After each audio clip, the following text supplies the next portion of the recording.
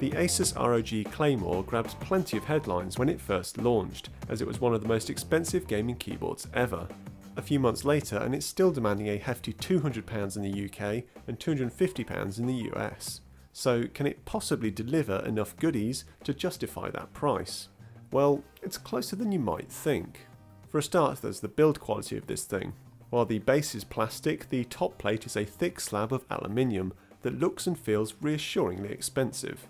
I also prefer the smooth painted finish used here to the brushed aluminium of Corsair's keyboards. It feels nicer and it's easier to clean. I'm also a fan of the overall design. Asus can go a little overboard with its ROG products, but the Claymore manages to find a good balance. It's edgy without being garish. Like Corsair, Asus has gone for a design that has the key switches stand proud of the base, rather than sit slightly set into it. Which design you prefer is personal preference, but I find the sunken style ones a little more practical, as the keycaps are protected, plus the surround helps to contain the backlighting of the keys, making it look a little tidier. Here the lighting just spills out everywhere. Otherwise the backlighting ticks all the right boxes.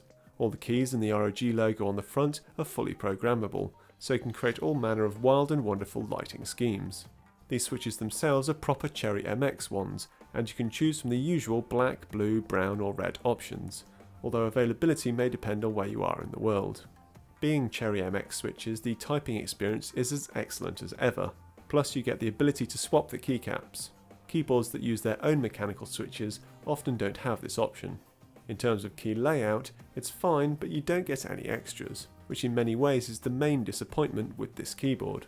Considering its price, you'd hope to get at least a handful of extra keys or multimedia buttons, but the only extra you get here is an admittedly satisfyingly chunky volume wheel. All other extra functions are left to secondary actions, which are activated by the function key that sits in place of the right-hand Windows key. You also miss out on a USB pass-through, though the cable is a removable micro USB one, so you should have minimal hassles if you break the original cable.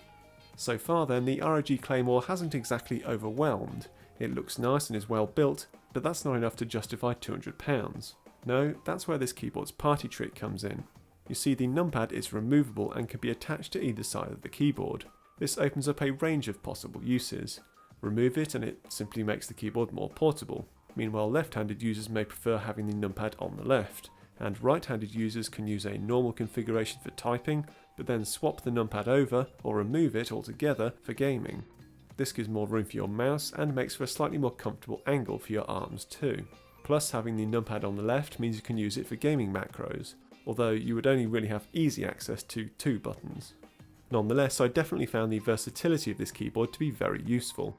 The attachment mechanism is also sturdy and seems like it should hold up to plenty of use, though it would have been nice to have some sort of lock on the bottom that securely attaches the 2 halves. Meanwhile, for those that don't see the appeal of the numpad at all, you can also buy the Claymore in a 10 keyless design, and it comes with rubber covers for the connections to stop them getting damaged and dirty. Overall then, it would be a stretch to say the ROG Claymore fully feels like it justifies its high price. A couple of extra keys or a USB pass-through would have sweetened the deal considerably, but there's definitely enough to its modular numpad design that for some users it'll feel worth it to pay the premium.